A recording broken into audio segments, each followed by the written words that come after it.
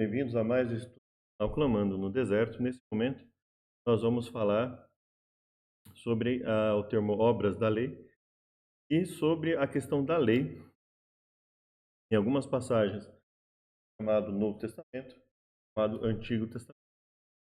Logo mais nós iniciamos, que Deus nos abençoe. Pai querido, agradecemos por tudo dado até o presente. Mais um dia na companhia, venha nos perdoar. O teu entendimento, nós oramos em nome de Jesus. Então vamos lá?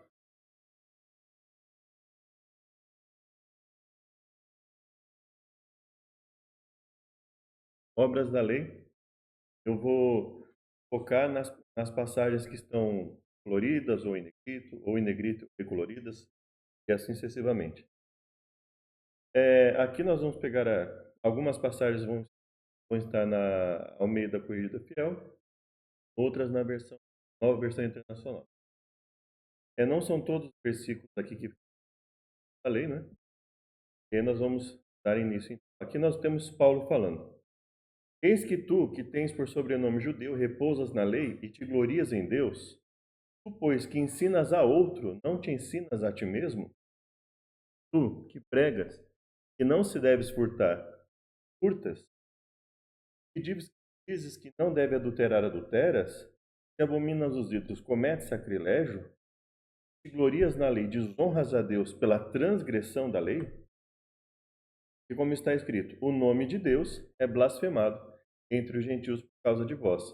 Então, nesse ponto, Paulo está falando sobre a inconsistência da pregação de alguns judeus que falavam da necessidade de obediência à lei e, ao mesmo tempo, voluntariamente, o que se dá a entender, ao mesmo tempo que eles voluntariamente transgrediam a lei. Ou seja, eles não faziam questão alguma de obedecer, porque eles estavam talvez no patamar superior, não é? Porque a circuncisão é, na verdade, proveitosa se tu guardares a lei. Bom, então, veja que aqui nós temos uma continuação daquilo que nós vemos em Atos 15 e Atos 21. E havia realmente uma distinção, pelo menos entre alguns, entre o que um judeu e um gentil não judeu deveriam fazer. Eu já coloquei em alguns vídeos que essa distinção ela não faz sentido, basicamente, né? Mas havia essa distinção, né? Pelo menos, alguns entendem que isso possivelmente fosse no início da pregação do Evangelho, ou seja, que não fosse imposta imediatamente a circuncisão aos gentios, inicialmente na pregação do Evangelho, e me parece aí até uma posição coerente. Uma outra posição que, de forma alguma, deveria ser utilizada a circuncisão em aspecto algum. E me parece que essa segunda opção é a que, pelo menos nas traduções dos livros de Paulo, é a que parece tender para esse caminho. Né? E aí ele fala, a circuncisão se guardares, mas se tu és transgressor da lei, a tua circuncisão se torna em incircuncisão. Então, assim, se você busca a Deus em tudo que faz, a circuncisão ela tem utilidade. Se não, ela não tem utilidade. Se, pois, a incircuncisão guardar os preceitos da lei, porventura a incircuncisão não será reputada como circuncisão? Não, biblicamente não. Se uma pessoa quisesse guardar a lei de Deus, mas ela não se circuncidasse, ela era considerada como fazendo parte do povo de Deus? Não. Então ela passava a ser reputada como circuncisão? Não. Agora, você parar para pensar que se você visse um gentil não circuncidado, se eu parar para pensar vamos pensar no sentido, ser reputado como circuncisão. Ou seja, um incircunciso obedecendo a Deus, ele seria considerado circunciso? Não. Mas ele poderia ser confundido com o judeu? Poderia. Nesse sentido, poderíamos pensar que ser reputado como circuncisão, como, não poderia parecer um circuncisão. Se você visse um homem obedecendo aos preceitos, estatutos, juízos que Deus estabeleceu na sua lei, então você iria olhar para ele, se ele obedecesse lá em todas as coisas, olhar para ele e pensar, bom, esse aí é um judeu. Isso aí é uma pessoa, é um homem circunciso. Você ia pensar até que ele fosse. Não iria passar na mente de alguém que uma pessoa fizesse tudo, por exemplo, não quisesse aceitar o pacto com Deus, que seria a circuncisão. Então, nesse sentido, é que sim. Mas o fato dele obedecer às outras coisas substituir, não. Mas ele poderia ser visto como pessoa que se. E aí, em circuncisão, que por natureza o é, se cumpre a lei, não te julgará porventura a ti que pela letra e circuncisão és transgressor da lei?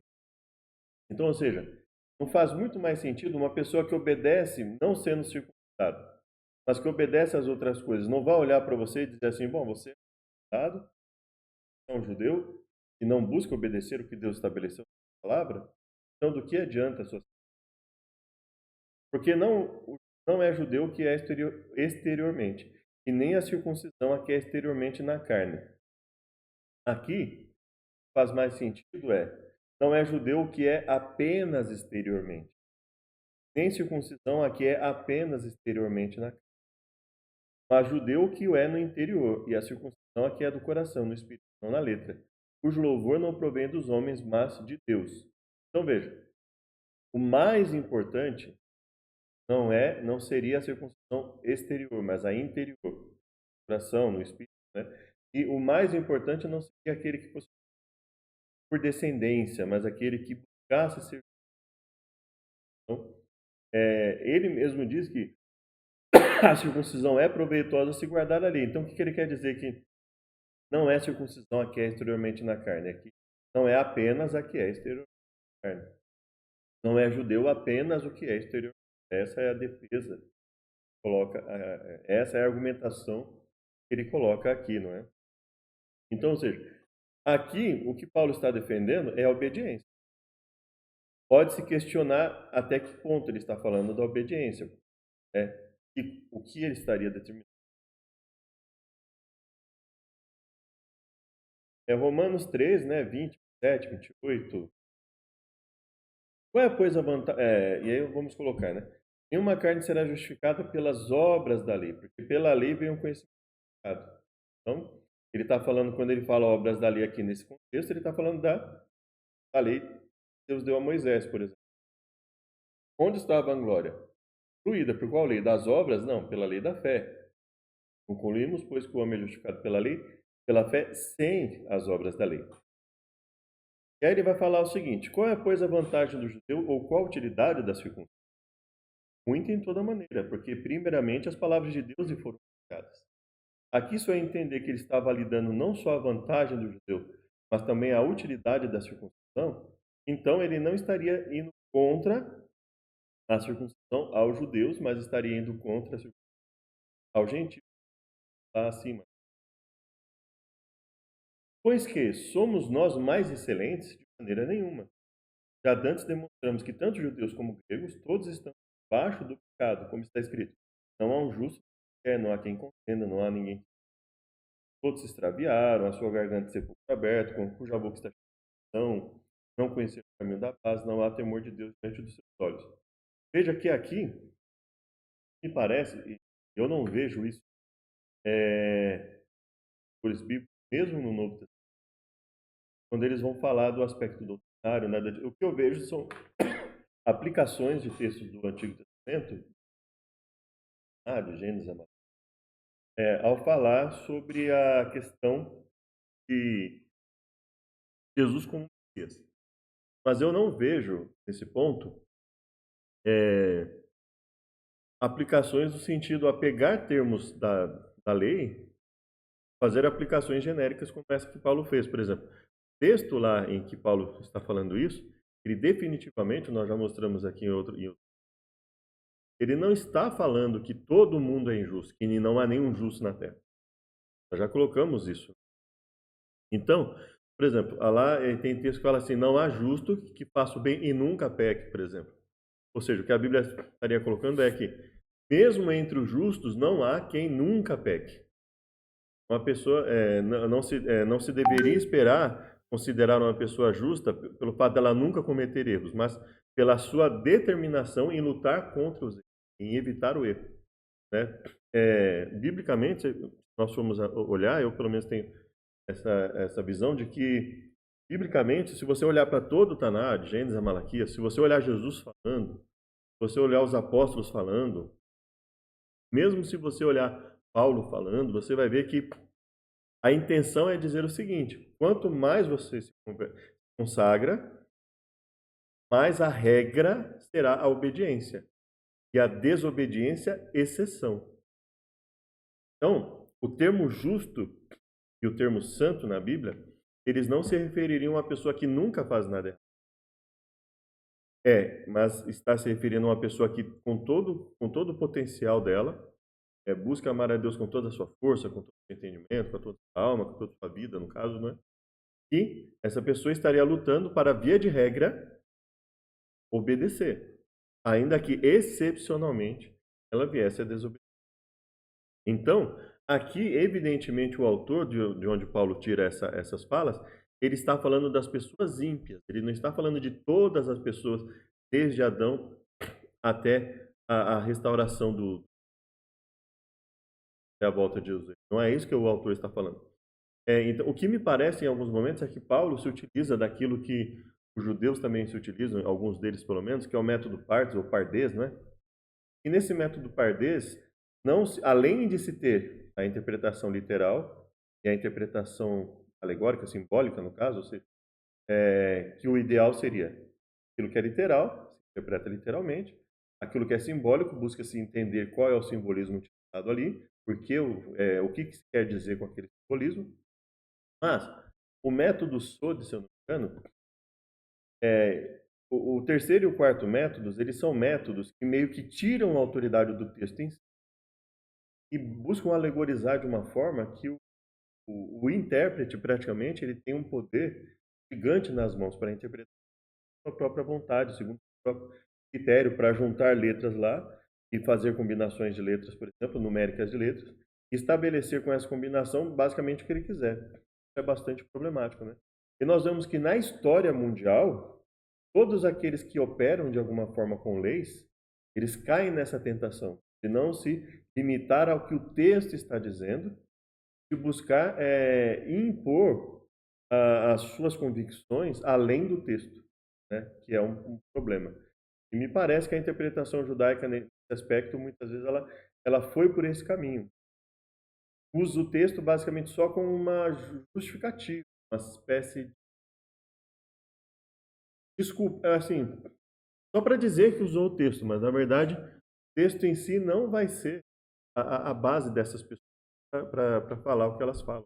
Então, simplesmente usar partes do texto isoladas, por exemplo, e vão fazer aplicações do texto que não tem nada a ver com o contexto ali, e não tem, muitas vezes não tem nada a ver com o que está escrito ali. Nós temos essa tendência, muitas vezes nós vemos essa tendência, né? Os seres humanos têm essa tendência, às vezes, de querer tanto ir além do que está no texto, né? Até pela sensação de poder e autoridade, né? E até hoje, se você for olhar muitas vezes na interpretação jurídica, você vai ver que muitas vezes as pessoas elas caem nessa tendência de falar assim, a interpretação literal, vamos dizer assim, é a mais rasa. Obviamente, isso tem uma aparência de intelectualidade, mas é óbvio que ali a intenção é exatamente fazer com que essa pessoa responsável pela interpretação daquele texto tenha a autonomia, a autoridade de ir além do que está no texto, basicamente, ou seja, ela determina as próprias leis, ou as leis que as pessoas vão obedecer. Nós sabemos que tudo que a lei diz, aos que estão debaixo da lei diz, para que toda a boca esteja fechada e todo condenável diante de Deus. Veja que a função da lei não é essa. A função da lei não é tornar todo mundo condenável diante. A função da lei é prevenir os maus atos das pessoas. Então, os mandamentos preventivos. O que é um mandamento preventivo? Você vai dizer assim, não furtarás.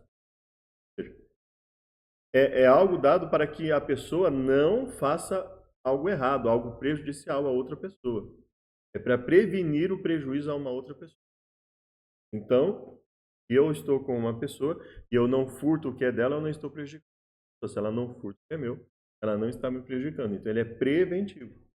Agora, existem os mandamentos remediativos. Uma vez que você cometeu tal ato, como vai agir em relação, qual vai ser a ação das pessoas em relação a isso? Então, vai ser uma prisão, vai ter que pedir perdão a Deus, oferecer o sacrifício, vai ter que chegar até Deus e falar, Senhor, me perdoe, me ajude a mudar, etc. Então, esses são os mandamentos remediativos. Uma vez que o erro foi cometido, como se vai agir em relação a isso? Por isso, nenhuma carne será justificada dele pelas obras da lei, porque pela lei vem o conhecimento do pecado. Então, veja, a Bíblia, ela não faz essa associação de nenhuma carne ser justificada, porque pela lei vem o conhecimento do pecado. Porque a lei ela não foi dada independentemente do.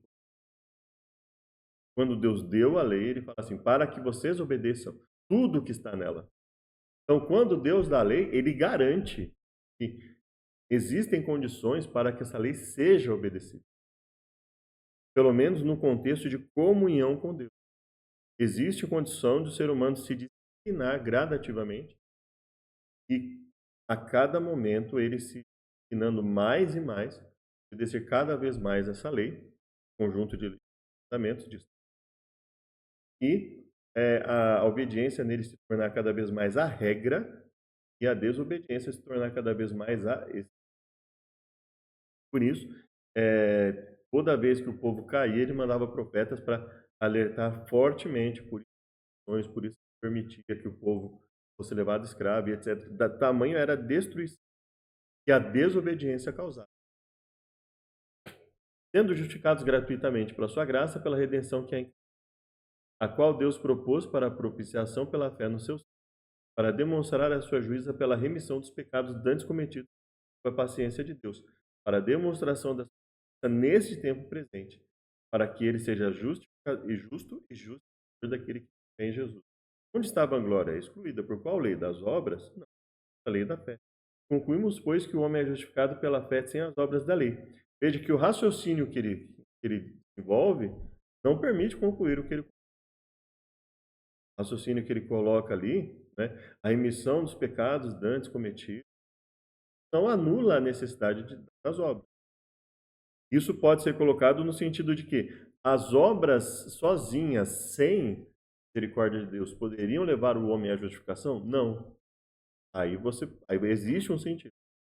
Agora, de você dizer que a partir daí que o homem é justificado pela fé sem as obras da lei, não é permitido. O que é permitido concluir é a misericórdia que Deus tem para com seu povo, ele perdoa, está disposto a justificar, a oferecer o perdão, desde que estejam dispostos a obedecer, ou seja, desde que, a partir do momento que é garantido o perdão, elas estejam dispostas a desenvolver boas obras.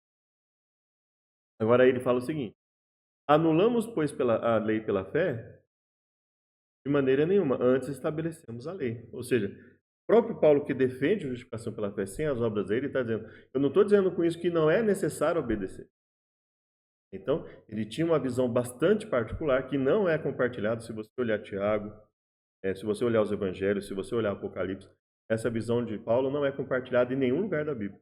Mas, mesmo Paulo, ele vai dizer que há uma necessidade de obediência a Deus, sim, mesmo ele defendendo a salvação pela fé sem as obras da lei. Em que ele defende, somos salvos pela fé, né, e passamos a produzir obras, etc. Também clama Isaías acerca de Israel, ainda que o número dos filhos de Israel seja como a areia do mar, o remanescente que será salvo. Então, assim, ainda que haja muita gente, aquele que buscar obedecer a Deus, aquele que buscar estar em comunhão com Deus é que será salvo.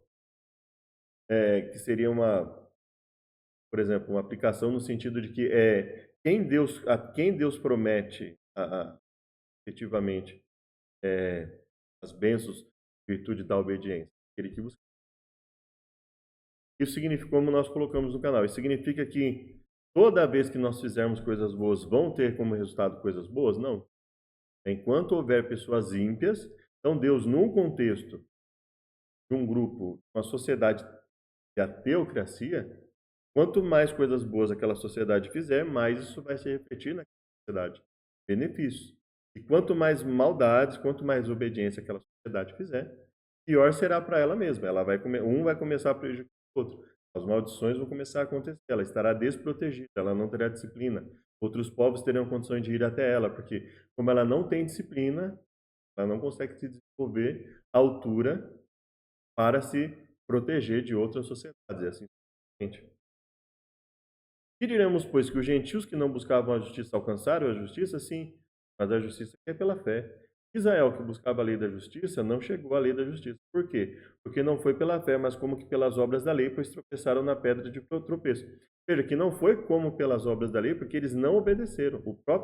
A própria passagem que ele coloca, que se o Senhor dos Exércitos não deixar a descendência, teríamos nos tornado como Sodoma e feito como Gomorra. Ele está dizendo claramente que a questão aqui é a transgressão e não a obediência à lei. Então, o como que pelas obras da lei é independente de Deus, ou seja, uma busca de salvação independente de Deus, não seria válida. Mas o povo, ele não caiu porque ele buscou a salvação como que pelas obras da lei. Pelo contrário, ele caiu porque ele buscava, inclusive, desobedecer a lei que Deus. Gálatas 2,16. O homem não é justificado pelas obras da lei, mas pela fé em Jesus Cristo, e não pelas obras da lei. Quanto pelas obras da lei, nenhuma carne será justificada. Aqui esse é o Gálatas, esse é o contexto. Quando Pedro vai até Antioquia, né? E aí ele comia com os gentios, aí quando Paulo chega, ele resolve não comer mais, perdão, quando Tiago chega, ele resolve não comer mais com os gentios e começa a convencer pessoas a não comer. Então, o que Paulo está falando aqui é que Pedro estaria agindo de forma com dois pesos e duas medidas, né? Então, longe de Tiago, ele agia de um jeito, talvez mais livre. Perto de Tiago, ele agia de uma maneira mais retraída, né? Evitando ali se envolver com os gentios. E aí ele fala assim, Paulo fala, quando vi que não andavam bem e direitamente conforme a verdade do evangelho, eu disse a Pedro na presença de todos, você sendo judeu vive como gentios. Você mesmo sendo judeu, você não obedece a tudo. Você não vive todos os preceitos dos judeus. Baseado em quê? A gente não sabe. Por quê? Porque o próprio Paulo admite que ele não andou com Pedro, ele não convivia com Pedro. Né? Baseado em que ele teria falado isso para Pedro? Porque obrigas os gentios a viverem como judeus? Então, assim, o que faria mais sentido aqui é que, em um ou outro aspecto, Pedro não andasse exatamente como os judeus praticantes. E Paulo não andava como. Se ele falou algo que ele ouviu alguém dizer, ele não tinha autoridade alguma para recriminar Pedro nesse. Agora, o que faz mais sentido aqui é entender que Paulo provavelmente estava falando de alguma coisa evidente que Pedro estava fazendo que não era segundo o costume dos judeus praticantes daquela época. Sabendo que o homem não é justificado pelas obras da lei, mas pela fé em Jesus Cristo, temos nós também Cristo Jesus para sermos justificados pela fé, e não pelas obras da lei, porquanto pelas obras da lei nenhuma da carne será justificada. Pois se nós que procuramos ser justificados em Cristo, nós mesmos também somos achados pecadores, é porventura Cristo o ministro do pecado? De maneira nenhuma, porque se torna a edificar aquilo que destrui, constitua a mim mesmo. Então, Paulo está deixando claro aqui que a intenção dele não fazer com que as pessoas desobedeçam a lei. É um pensamento um tanto confuso, complexo, Paulo fala, né, realmente, mas o que nós vemos aqui é que, independente do que ele está querendo anular, e uma das coisas parece ser, em alguns momentos, a própria circuncisão, pelo menos evitava a circuncisão aos gentios, mas em outras coisas também, que é difícil saber a que sábado ele está se referindo, festas, etc., né? Mas ele deixa claro que ele está dizendo, o Cristo é ministro do pecado de maneira nenhuma, ele está dizendo, ou seja, não é por causa da pregação da justificação pela fé que as pessoas vão simplesmente achar que não precisam obedecer a nada, que não tem nenhum padrão legal que Deus tenha estabelecido depois da morte de Jesus, por exemplo. Já estou crucificado com Cristo, vivo não mais eu, mas Cristo em mim. E a vida que vivo na carne, vivo pela fé. Não aniquilo a graça de Deus, porque se a justiça provém da lei, segue que Cristo morreu em vão. Então, veja, ele insiste em bater nessa tecla de se envolvermos as obras, né, Cristo terá morrido em vão. Né? Todos aqueles pois, que são das obras da lei estão debaixo da maldição, porque está escrito: maldito todo aquele que não permanecer em todas as coisas que estão escritas no livro da lei para fazê-la. Vejam, isso é uma má interpretação, o texto está dizendo. O que o texto está dizendo não é que uma pessoa se tornaria maldita no sentido de ser passível de deixar de fazer parte do povo de Deus, se ela, durante toda a vida dela, ela cometesse um crime. Não é essa a intenção. Mas, quando ele fala maldito aquele que não permanecer em todas as coisas que estão escritas no livro, é principalmente no sentido de que uma pessoa que se levantasse em rebeldia contra alguma coisa que estava escrita. Havia coisas no livro que bastava realmente uma transgressão para a pessoa ser punida com a pena capital. Então, ela não poderia se voltar contra aquele princípio na prática em nenhum momento. Mas havia outras coisas que eram punidas de outras formas, né? Agora, se a pessoa se tornasse um rebelde, aí ela também estaria sujeita até mesmo a uma pena capital. Então, o que está dizendo ali, maldito todo aquele que não permanecer em todas as coisas para fazê-las, é aquele que, olhando algum mandamento ali, se rebelasse contra aquilo. Esse é o né? E não no sentido de que aqueles que são debaixo das obras da lei estão debaixo de maldição. E toda vez que uma pessoa cometia um pecado, ela pedia perdão a Deus por aquele pecado, né? E aí Deus estava disposto, inclusive, a perdoá-la não só por um pecado, mas por diversos outros. Então ela não estava debaixo de maldição. Por quê? Porque ela entendia que havia uma necessidade dela estar disposta a obedecer a tudo que estava lá, e via de regra eles obedeciam sim a tudo que estava lá, mas eventualmente eles caíam em um ou outro aspecto.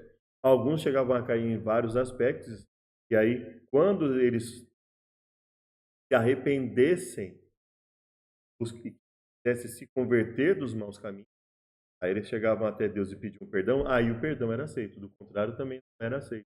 Então veja, essa teologia que é levantada, Paulo, por exemplo, é uma teologia que me parece estranha a todo o contexto bíblico. A argumentação que ele usa para defender a justificação pela fé sem as obras da lei, ela consiste em partes, quando nós vamos analisar o contexto, não dizem o que ele está falando, de raciocínios que ele desenvolve que não permitem concluir o que ele conclui. Me parece que a condição para ele defender isso é um tanto frágil, né? Só quisera saber isso de vós: recebeste o Espírito pelas obras da lei ou pela pregação da fé? Sois vós tão insensatos que, tendo começado pelo Espírito, acabeis agora pela carne? Aqui o pela carne que ele está se referindo, assim, vocês começaram pela fé, aceitando Cristo como Salvador, e agora vocês querem fazer determinadas ações, obras, né, e acabar, e acabar com elas, por causa delas, né? É esse o sentido de andar agora pela carne, né? Com foco mais na questão das obras do que na questão da fé. Ele fala: assim como Abraão creu em Deus, e isso lhe foi imputado como justiça, sabei, pois, que os que são da fé são filhos de Abraão. Ora, tendo a Escritura previsto que Deus havia de justificar pela fé os gentios, anunciou o primeiro evangelho a Abraão, dizendo: todas as nações serão benditas em ti. De sorte que os que são da fé são benditos com o crente Abraão. E aqui nós temos uma mistura de raciocínio que é válido, realmente. Quando Deus fala com Abraão, não há nenhuma indicação que seria exclusivo para Abraão, que seria exclusivo para o povo de Israel, como muitas vezes o mundo coloca, né? Não, nunca foi exclusivamente, mas que eles seriam o canal, eles seriam um instrumento de comunicação de Deus para as pessoas, né? Todos aqueles, pois, que são das obras da lei estão debaixo de maldição. Aqui nós já lemos essa passagem. É evidente que pela lei ninguém será justificado, né? Ora, a lei não é de fé, mas o homem que fizer essas coisas por ela viverá. E é estranho, né? A lei não é da fé. Pelo contrário, né? É a fé que impulsiona a pessoa a obedecer, né? Mas o homem que fizer essas coisas por elas viverá. Então ele reconhece que aquele que buscar a obediência, ele vai viver por isso. Cristo nos resgatou da maldição da lei, fazendo-se maldição por nós, porque está escrito: maldito aquele que for pendurado no madeiro, né? Então, nesse sentido de que fez maldição, realmente, quando ele foi pendurado no madeiro, ele se sujeitou a ser visto como maldito, né? Porque esse maldito todo, aquele que foi pendurado no madeiro, era no sentido de que quem transgredisse a lei, e Jesus não, teoricamente não teria transgredido nenhum mandamento dado no Taná, mas ele teria sido visto como maldito porque ele teria ido contra a visão da sua época. Esse seria o ponto do cristianismo. Então, não é que Jesus se tornou maldito no critério que esse mandamento foi dado. O mandamento não foi dado no sentido de que todo aquele que fosse pendurado no madeiro, pelo simples fato de estar no madeiro, seria maldito. Mas considerando que Jesus ele teria morrido para nos perdoar pelos pecados, é que ele teria carregado essa maldição humana consigo, para que a bênção de Abraão chegasse aos gentios, para que pela fé nós recebamos a promessa do Espírito. Falo como homem, irmãos, Paulo falando, se a aliança de um homem for confirmada, ninguém anula nem acrescenta. Ora, as promessas foram feitas a Abraão e a sua descendência, não se diz, e as descendências, como falando de muitos, mas como de um só, e a tua descendência, que é Cristo. Esse raciocínio é um raciocínio que mostra para nós o quanto é difícil, muitas vezes, você dar uma validação ao que Paulo fala. Porque, veja, será que quando se diz Abraão e a sua descendência, não se está usando a sua descendência no sentido genérico, ou seja, de todos aqueles que descenderem dele, que é o que parece mais coerente com o contexto, né? E por que ele defende a tua descendência, que é Cristo, como se estivesse apontando para uma descendência só? Seria, no caso, um descendente, né? Não é descendência, mas o descendente. Então veja que muitas vezes esse raciocínio, me parece que Paulo se aproveitava muito do conceito, eu não sei se já na sua época, mas me parece que ele se utilizava bastante do conceito do que é falado pelos judeus, que é o pardês, que é você pegar um texto isolado e interpretar ele de uma forma totalmente desvida do contexto para, de repente, levar a uma conclusão, né? Até porque quando ele fala a sua descendência, ele não desenvolve nenhum raciocínio. Ah, não, isso aqui se referia especificamente a um descendente de Abraão, né? Mas nós vamos considerar assim que essa descendência tivesse referido realmente a uma pessoa só, né?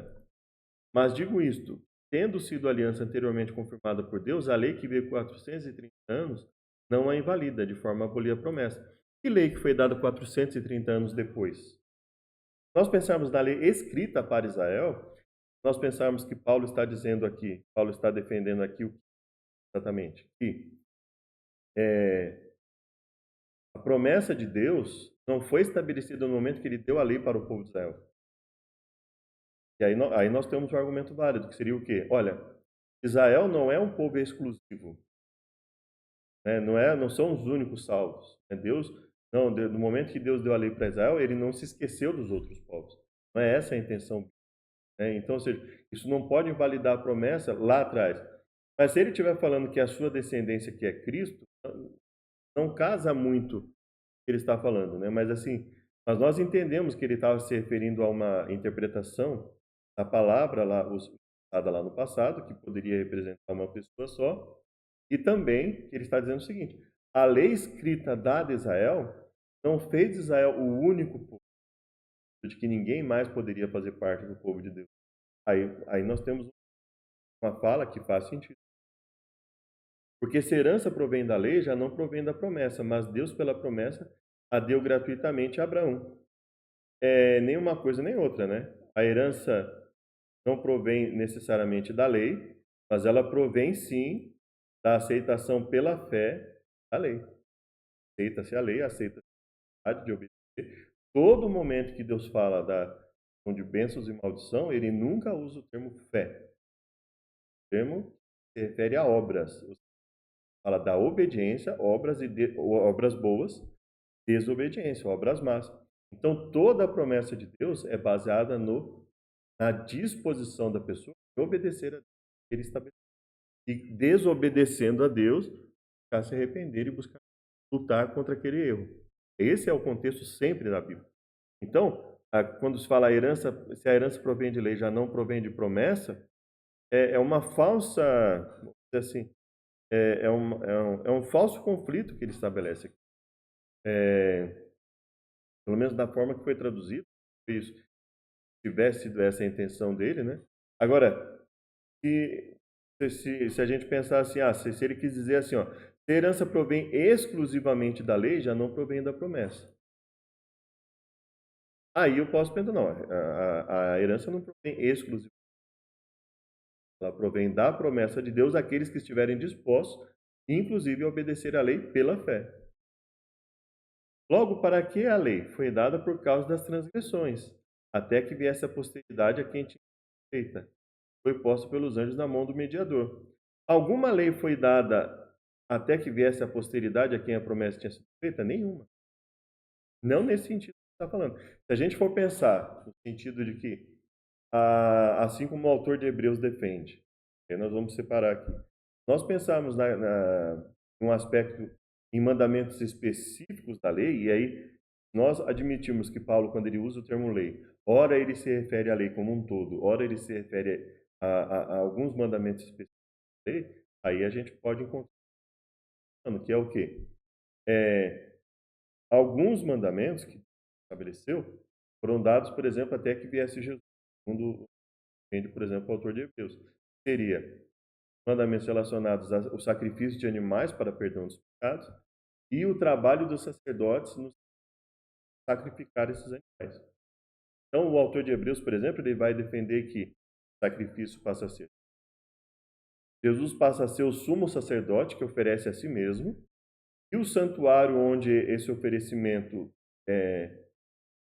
foi feito uma vez por todas, mas que está lá no santuário em memória contínua, é no santuário celestial.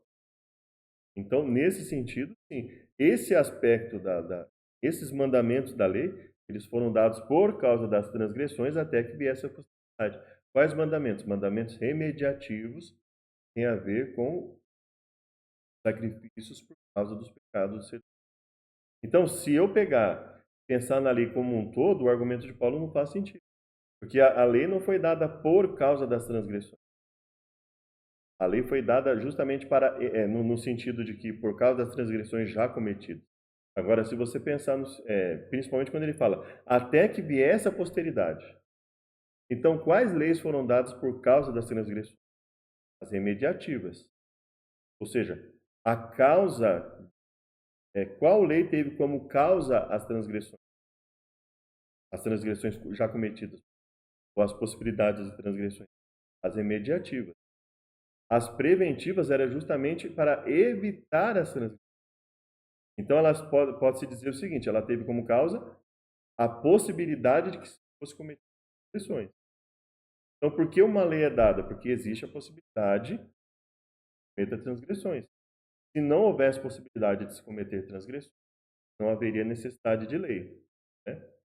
Agora, nós podemos pensar simplesmente que não há possibilidade de cometer transgressões, em que não há permissão, né? E o ser foi criado sem a necessidade que ele cometa transgressão. Não há nada, Adão e Eva não tinham nada que naturalmente os inclinasse para o mal. Mas ainda assim havia leis, havia um conjunto de mandamentos para que eles obedecessem, justamente para evitar as transgressões. Né? Agora, qual lei foi dada por causa das transgressões e até que viesse a posteridade, a quem a promessa tinha sido feita? Então, se aí nós estivermos falando da posteridade no sentido de Jesus Cristo vir morrer, aí nós estamos no sentido de sacrifício, mas para perdão dos pecados. Ora, o mediador não é de um só, mas Deus é um. Logo, a lei é contra as promessas de nenhuma sorte. Se fosse dada uma lei que pudesse verificar, a justiça, na verdade, teria sido pela lei. Então, veja, fosse possível ao ser humano se o ser humano obedecesse à lei, a toda a lei, desde o momento que ele nascesse até o momento que ele morresse, então a justiça para esse ser humano seria pela lei. Mas, como as pessoas cometem pecados, então aí ele fala, a Escritura encerrou tudo debaixo do pecado para que a promessa pela fé em Jesus fosse dada aos crentes. Antes que a fé viesse, estávamos guardados debaixo da lei, encerrados para aquela fé que se havia de manifestar. De maneira que a lei nos serviu de tutor para nos conduzir a Cristo, para que pela fé fôssemos justificados. Depois que veio a fé, já não estamos debaixo do tutor. Então, veja, esse é um conceito bastante confuso da pregação de Paulo, bastante complexo da pregação de Paulo. É o que ele quis dizer exatamente. E aí é o que eu digo. Se eu pensar aqui que ele está defendendo o mesmo que o autor de mandamentos específicos ao sacerdócio oferecendo esse sacrifício e ao templo sendo usado para essa finalidade, aí faz sentido. Agora, se eu pensar nos mandamentos remediativos, aí não faz sentido. A não matar, não adulterar, foi um tutor até que viesse Cristo. A gente não faz. Então, simplesmente não tem apoio local algum bíblico, né? Se eu for querer interpretar Paulo em harmonia com o restante do toda a Escritura, inclusive por isso chamado Novo Testamento, Tiago, Pedro, etc.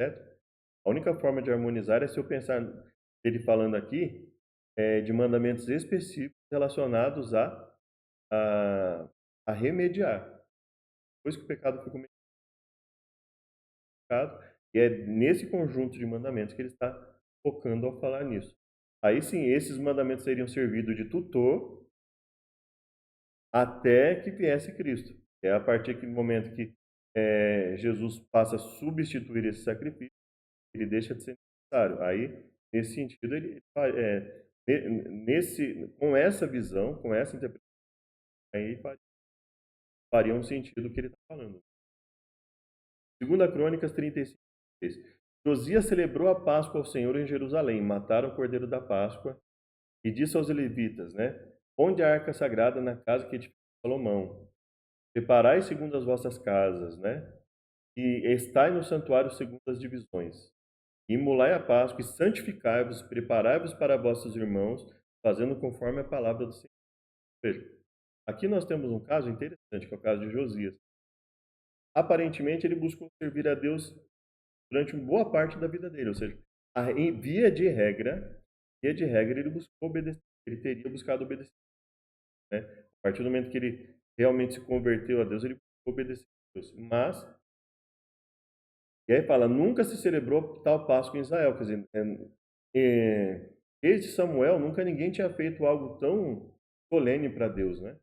Aí depois disso, ele vai e entra numa guerra sem a permissão, ele acaba falecendo, né? Jeremias fez uma lamentação sobre Josias, né?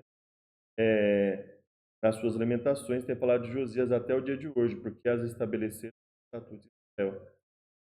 Quanto ao mais dos atos de Josias, as suas boas obras, conforme está escrito na lei do Senhor, e seus atos, eis que estão escritos no livro dos reis de Israel. Então, aparentemente, o texto dá a entender que Josias ele entrou numa guerra que ele não poderia. Deus não havia permitido que ele entrasse. Mas que, via de regra, ele buscou obedecer a Deus. Se você olhar, esse é o padrão bíblico. Via de regra, as pessoas buscam obedecer a Deus e Deus quer que as pessoas façam tudo que acontece. A intenção dele é que obedecesse sempre. Mas o justo ou o santo, via de regra, é aquele que busca obedecer ao máximo, enquanto ele está ali na comunhão com Deus, busca obedecer ao máximo e, excepcionalmente, ele comete algum erro. Ele, ela, no caso, né? A pessoa comete algum erro. E aí Paulo vai dizer o seguinte: não sou eu apóstolo, não sou livre, não vi Jesus, não sou apóstolo para os outros, ao menos eu sou para vós. Aqui é a questão seguinte: Paulo sabia que oficialmente ele não era apóstolo. E oficialmente, pelo que foi estabelecido lá em Atos 1, ele também não poderia ser apóstolo. Ele não andou com Jesus. O critério para ser apóstolo era o quê? Uma pessoa que pudesse confirmar que Jesus realmente fez e ensinou em vida. Nós olhamos lá para Atos 1, é o quê? Uma pessoa que tivesse andado desde o batismo de João, né? Então, ou seja, fica muito nítido ali que a intenção era estabelecer para apóstolo quem? Uma pessoa que pudesse confirmar os atos de Jesus desde o batismo de Jesus. Paulo não tinha isso. Paulo mesmo admitiu que o que ele ensinava era por revelação e que ele andou muito pouco, quase nada, com os apóstolos, né? Então, muitas vezes quando ele se defendia como apóstolo aqui, ele fala assim, Não temos direito de comer e beber, não temos direito de levar conosco uma esposa crente, como os demais apóstolos, ou não, ou só nós não temos direito de deixar de trabalhar? Quem jamais milita a sua própria custa? Então, o que ele está defendendo aqui não era necessariamente, pelo menos não nesse texto, não me parece que ele esteja defendendo aqui necessariamente o seu direito de ter a autoridade de um apóstolo.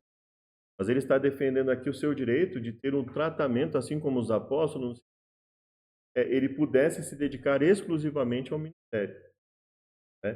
Uma coisa que parece que ele não conseguiu fazer, né? Digo isso segundo os homens, ou a lei também não diz o mesmo? E ele fala que não atarás a boca ao boi que tira o grão. Porventura tem Deus cuidado de bois? É óbvio que Deus tem cuidado de bois. É óbvio que esse mandamento foi para proteger inclusive os bois. Mas apenas os bois? Não, mas proteger os bois inclusive e principalmente por causa do ser humano, para que o boi tivesse com que se alimentar, para que ele pudesse trabalhar bem e trabalhar cada vez melhor para as pessoas, né? Então, nesse sentido, porventura Deus tem cuidado dos bois? Obviamente tem, mas aqui a ênfase que ele está querendo dizer é o seguinte: é só por causa dos bois que Deus deu esse mandamento? Não. Mas ele deu, ou ele não fez isso por nós, seres humanos. Certamente que por nós está escrito, porque o que lavra deve lavrar com esperança, e o que com a esperança de ser participante. Ele fala: se nós semeamos coisas espirituais, será muito que recolhamos as carnais. O que ele está querendo dizer é o seguinte: se nós oferecemos algo tão valioso como os benefícios espirituais, seria muito que nós pedíssemos, se tivéssemos condições de nos sustentar, trabalhando, de sermos sustentados pela igreja, trabalhando exclusivamente para o Evangelho. Aqui ele não está pedindo para ter carro de luxo, casa na praia, nada disso. O que ele estava dizendo aqui é: será muito que a gente peça que vocês nos ajudem a trabalhar exclusivamente para o Evangelho, que eu não tenha que fazer, eu e ele não tenhamos que fazer outros ofícios para nos sustentar, além de todo esse trabalho que a gente tem pregando o Evangelho e sofrendo no mundo, etc., né? É basicamente o que dá a entender aqui que Paulo está falando. Será que pelo menos nós não podemos ser sustentados pela igreja, já que nós fazemos tanto, já que nós precisamos tanto, sofremos tanto, somos, etc., né? E aí ele fala que ele, sendo livre, ele se fez servo, com os judeus se fez judeu, com os que estão debaixo da lei, como se estivesse debaixo da lei, para os que estão sem lei, como se estivesse sem lei. Eu não estava, eu estava debaixo da lei de Cristo, para ganhar. Então, é assim, se fazendo e não desobedecendo a Deus, é o que ele dá a entender. Fiz fraco com os fracos, tudo para com tudo, para por todos os meios chegar a salvar alguns. E eu faço isso por causa do Evangelho, para ser também participante dele. Isso também é uma coisa que nós vemos basicamente, exclusivamente em Paulo. Você não vê nenhum dos apóstolos, você não vê patriarcas, você não vê os profetas, você não vê a Bíblia exaltando esse tipo de atitude em nenhuma pessoa, né? Fazer de conta que está sem lei, nada disso. É uma coisa exclusiva da estratégia que Paulo colocou, tá? Ele está colocando que ele fez o possível para alcançar as pessoas. Quer dizer que tudo que ele tenha feito tenha sido certo, né? Se nós formos olhar, basta olhar para o contexto de todos os outros que pregam nas igrejas, né? Pois assim corro, não como a coisa incerta, assim combato, não como combatendo há. Antes subjugo meu corpo e reduzo a servidão, para que, chegando aos outros, eu mesmo não venha de alguma maneira a ficar reprovado. Então, esse verso 27 mostra para nós que quando ele fala que fez de fraco, como se estivesse sem lei, ele não estava desobedecendo nenhum mandamento dado, mas que ele não deixava explícito logo, o que provavelmente quer dizer, ele não deixava explícito logo de cara tudo que fazia, todo o seu, todo o seu, sua base teórica de crenças, etc., né? Então, que parece mais sentido quando nós vemos o verso 27, né? Muita gente fala assim: eu comecei a fumar lá no local onde todo mundo estava fumando. Não, não é essa a intenção que Paulo está dizendo. Não estando sem lei para com Deus, mas debaixo da lei de Cristo, para ganhar os que estão sem lei. Como se estivesse sem lei. Então, considerando que ele não queria ser reprovado, e o que ele mesmo fala sobre a necessidade de obediência aos mandamentos, faz mais sentido é que ele não expôs logo de cara tudo que ele acreditava para as pessoas que estavam sem lei. Foi gradativamente, assim, lá em Atos, né, quando ele foi lá com, ele viu deuses conhecidos. E a Bíblia fala que ele estava se remoendo por dentro contra aquilo, mas ele não falou abertamente o que ele pensava a respeito daquilo logo de cara. Ele usou aquele contexto para aproveitar para pregar o evangelho e levá-los à curiosidade a respeito do Deus que ele estava pregando. Os fariseus, aí aqui nós vamos entrar nos evangelhos, né, Mateus? Os fariseus, ouvindo que, que Jesus fez em reuniram-se no mesmo lugar. E um deles, doutor da lei, interrogou para experimentar, dizendo: qual o grande mandamento da lei? É Jesus, amarás o teu Deus, ao teu próximo, né? Esses dois mandamentos dependem toda a lei. Então Jesus não estava anulando a lei aqui, ele estava deixando claro que esses dois mandamentos eram a base da lei e não os únicos da lei. Aí Paulo fala: porque você é inexcusável quando que você faz aquilo que você quer. Né? E aí ele fala assim: Deus vai recompensar a todos segundo as suas obras. Paulo fala isso, né? Paulo fala isso, olha só, Romanos 2. Fala: Deus vai recompensar a cada um segundo a sua. O próprio Paulo, que prega a justificação pela fé, reconhece que Deus vai recompensar a cada um segundo as suas obras. Em que sentido? Vida eterna, aqueles que com perseverança em fazer o bem procuram glória, honra e glória. Glória de Deus, não glória para si.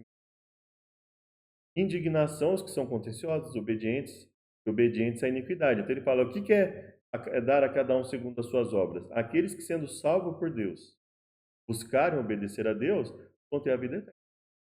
Mesmo que eventualmente eles venham ter pecado, porque eles reconhecem que aquilo é errado, se arrependem, pedem perdão, etc.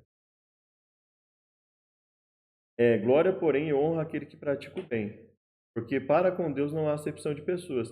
Então, esse é o sentido que Paulo está usando aqui, no acepção de pessoas, não é no sentido assim, tanto faz se você faz tudo de errado lá fora, Deus não faz acepção de pessoas, está tudo bem, você é aceito diante de Deus da mesma forma. Não é isso que Paulo está querendo. Paulo está querendo dizer o seguinte: você sendo uma pessoa que diz servir a Deus, ou não sendo um judeu, sendo um gentil, sendo qualquer pessoa, uma pessoa que diz que está na igreja ou não está, ele fala: não importa. Se você busca servir a Deus verdadeiramente, e se arrepende e busca fazer a vontade de Deus, então você vai estar entre os salvos, senão você vai estar entre os perdidos. Só que aquele que busca estar entre os salvos, ele vai buscar se reunir com as pessoas até para ajudar essas pessoas, até para alertar essas pessoas, fazer com que essas pessoas entendam a vontade de Deus na vida dela. Então, essa pessoa vai ver isoladamente. Então, ela vai congregar no sentido, ela vai se reunir com outras pessoas, né? Ela vai ter o costume de se reunir com outras pessoas até para compartilhar aquilo que ela está aprendendo da palavra de Deus, até para ajudar essas pessoas, ser ajudado por elas também. Então, não faz muito sentido uma pessoa que nunca se envolve com ninguém, fica só isolada e ao mesmo tempo diz que está servindo a Deus se ela não busca congregar nesse sentido, né? Ele fala: todos que sem lei pecaram, sem lei perecerão. Quando os gentios que não têm lei fazem naturalmente as coisas que são da lei, não tendo eles lei para si mesmos. Então, o que ele está mostrando? A obra que está nos seus corações. O que ele está querendo dizer? Ele está falando assim: mesmo para aqueles que não têm acesso à palavra escrita de Deus, Deus dá a possibilidade deles saberem muita coisa, ou algumas coisas pelo menos, que permitem a eles viver de uma forma correta. Se eles estão fazendo assim, dentro da sua limitação de conhecimento, agindo da melhor forma que eles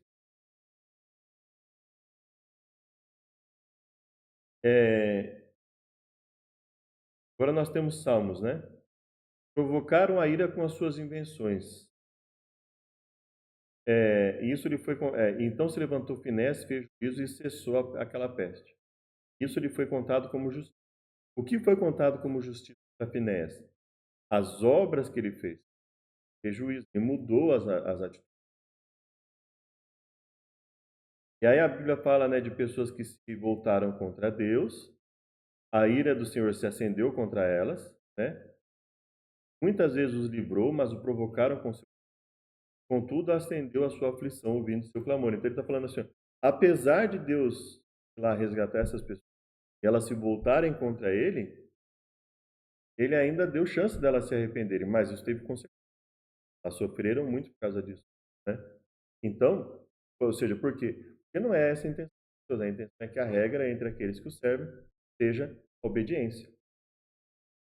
Aí Paulo fala, não vende obras para que ninguém se glorie, que ele está falando da questão de ser salvo pela graça, né? E não vende obras para que ninguém se glorie. Mas o mesmo Paulo que diz, fala o quê? Porque somos feitura sua, criados em Cristo Jesus para as boas obras que Deus preparou diante de nós dela. Mesmo ele não está usando a justificação pela fé para anular a necessidade de uma lei. Ele fala, no passado nós éramos gentios, vocês eram gentios, né? Chamados em circuncisão, vocês estavam sem Cristo. No passado. Pô, a partir de agora vocês podem ter condição de estar com Deus, né? Vocês não estão mais longe de Deus, perto, em condição de obediência. E aí nós vamos terminar essa parte, né? Com nenhuma condenação há para os que estão.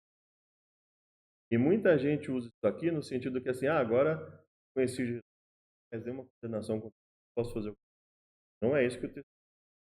Que não andam, para quem não há condenação, não andam segundo a carne, mas segundo o Espírito. E aí ele fala que andar segundo o Espírito, nós vamos ler em um passagem mais à frente depois, acho que ela vai estar no o próprio Paulo diz que o andar na carne é seguir as inclinações da carne, é fazer o que é errado. E aí ele fala da transgressão da lei, ele fala de ações que estão evidentemente transgressão da lei que Deus. Ele fala em andar no Espírito são aqueles que obedecem àquilo que estabeleceu. Então, que Deus nos abençoe, nós vamos dar continuidade a esse estudo no próximo vídeo. Aí, a partir daí, nós vamos acelerar, né? Porque as passagens já vão ter passado a maior parte das passagens mais longas. E aí nós vamos pegar algumas partes mais. Que o Senhor nos abençoe, Pai, que possamos dar continuidade no. Obrigado e até o próximo.